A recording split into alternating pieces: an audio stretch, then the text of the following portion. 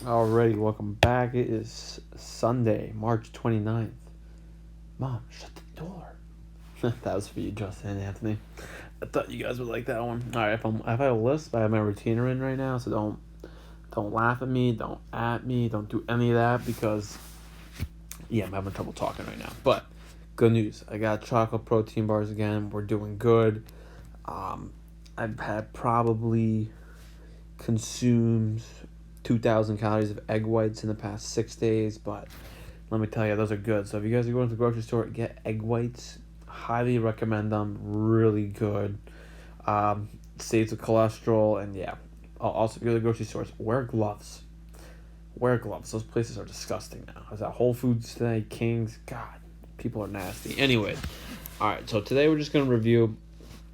I'm not gonna go through every single problem in the notes, but I'm just going to give us a refresh, a recap on graphing linear equations. So let's take a look at number one. We have slope-intercept form is y equals mx plus b. The m stands for slope, and the b is our y-intercept.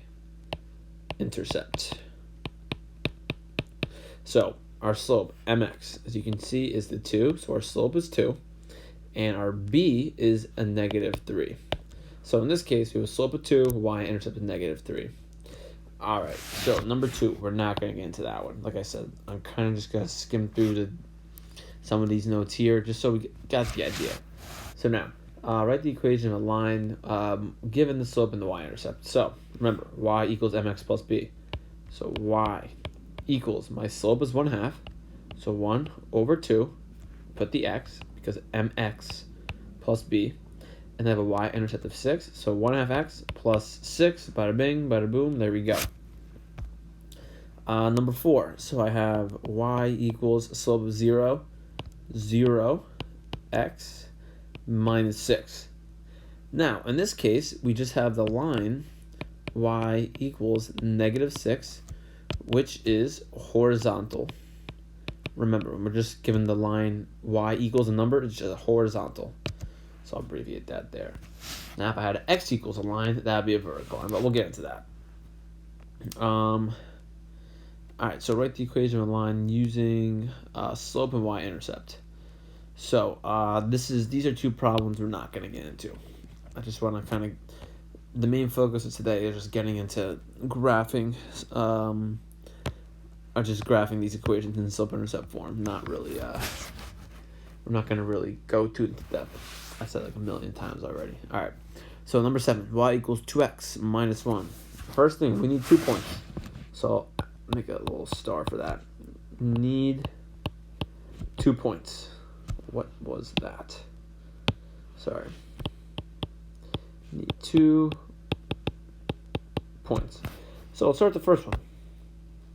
Y equals 2x minus 1. Well, my y-intercept is minus 1. So plot that. So here's the origin 0, 0. Here's the point in negative 1. So there's my first point. Now, I have a slope of 2. Now remember, my m, or my slope, equals 2. And remember, I can write any whole number over 1. And you'll see why I'm going to do that here. And remember, slope is rise over run. So that means I go up 2 and right 1. Because 2 is positive, so I go up. The 1 is positive, so I go to the right. So for my previous point, I'm going to go up 2. So 1, 2, then over 1. And there we go. I went up 2, over 1. I got my 2 points. I'll get my ruler function out here. Yeah, I'm pretty cool. Alrighty, I'll plot that bad boy. Yep, looks pretty good. Wow, a nice upward slope on my camp car. Yep, sorry. Alright, there we go. So that's how I graph that one. Now, number 8. I have the line y equals negative 2 over 3, x plus 0. So first thing I can always do, plot the y-intercept, which is 0.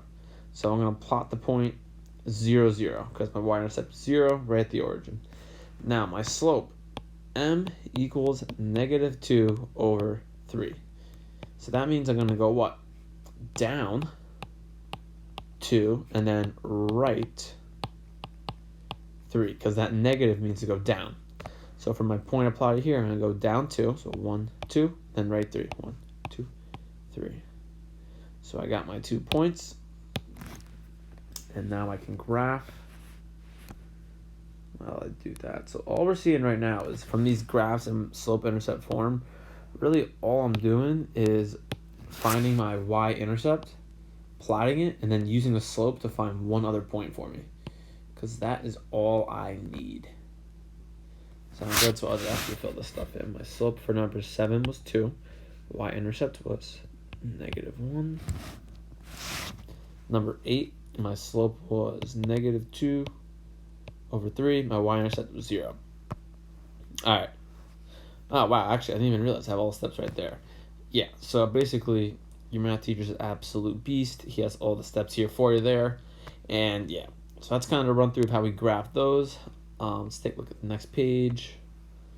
We're not going to get into standard form right now.